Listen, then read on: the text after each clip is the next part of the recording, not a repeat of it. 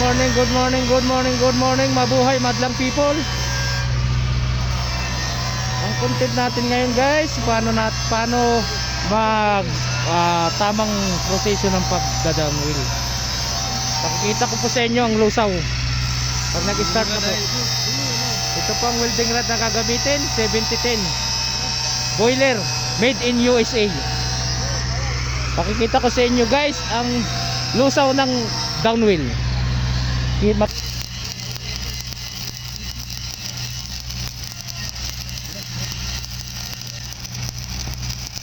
Ganyan naman yung lusaw guys, para pagka sa mga welder dyan, kung makakapag-apply kayo ng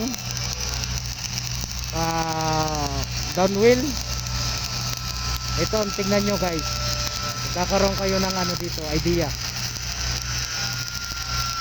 tamang proseso ng takbo ng welding rod. Oh guys, tingnan nyo, ang ganda. Hindi pa nababrush yan guys, pero ang lupit na. Teka lang, Masyadong makapal.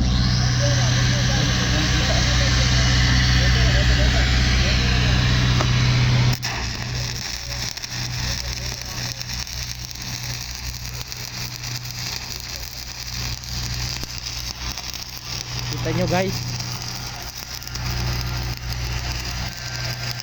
medyo mahirap lang lumapit kasi matatamaan tayo ng baga.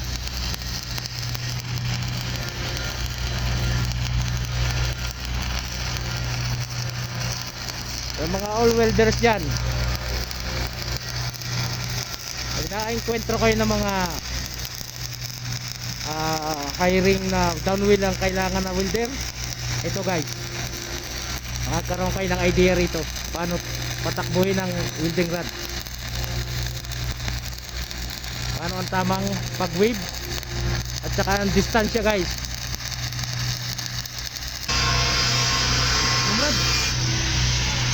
Saka yung mga posisyon guys, tignan nyo,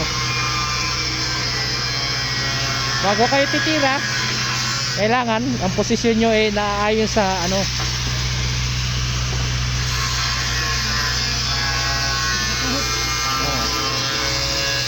para hindi kayo mag-alanganin. Bago kayo tumira, siguraduhin nyo na ang posisyon nyo ay yung makakaluwag sa inyo, tulad ng ganito guys.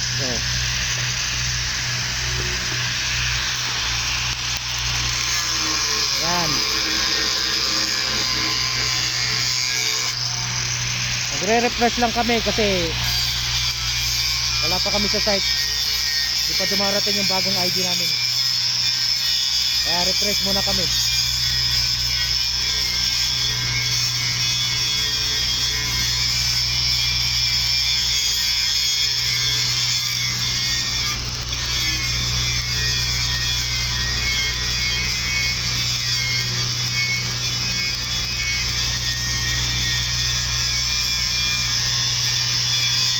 Hindi ko mailapit guys yung cellphone gano'n kasi yung baga tumatalsik yung cellphone, matitira.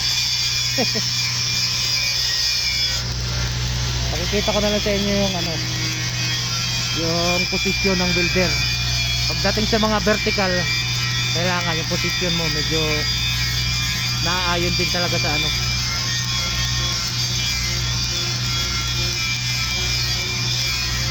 Tulad yan guys, oh, ang ganda ng posisyon niya, diba?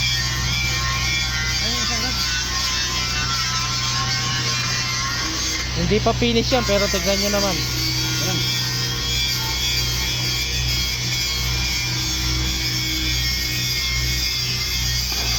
Ganda ng pagkakadali niya.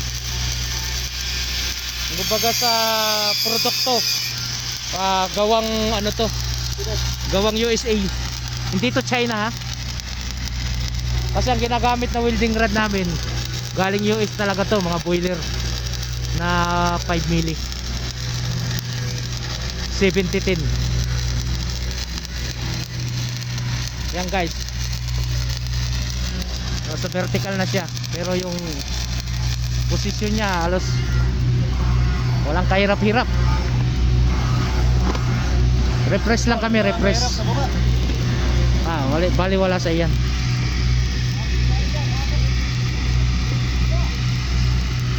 Yan yung lusaw ng vertical. Hindi ko ganong maano kasi malayo, baka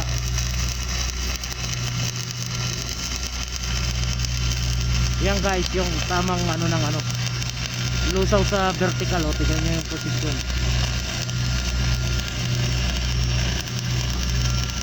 para magkaroon kayo ng idea. Hindi ko lang makukuha na ilalim kasi ano lang dito, nasa ano lang yung aming pinay-testing eh. Nakapatong lang sa lupa, hindi pwede, wala sa ano, hindi pwede overhead.